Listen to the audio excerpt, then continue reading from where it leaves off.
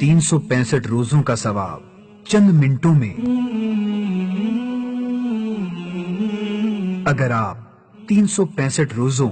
اور 365 راتوں کی تہجد کا ثواب لینا چاہتے ہیں تو آپ کو تھوڑا سا اہتمام کرنا پڑے گا، تھوڑی سی مشقت برداشت کرنی ہوگی، ذرا سی حاضر دماغی درکار ہوگی۔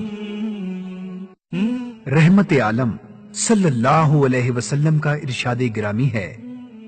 جس شخص نے جمعے کے روز خوب اچھی طرح غسل کیا اور صبح سویرے مسجد پہنچ گیا، خطبے میں اول وقت میں حاضر ہو گیا، سواری پر بیٹھنے کے بجائے پیدل چل کر مسجد آیا، امام کے قریب ہو کر بیٹھا اور بغور خطبہ سنا اور اس دوران کوئی فضول حرکت نہ کی، تو اسے ہر قدم پر 1 سال کے روزوں اور تہجد کا ثواب ملے گا۔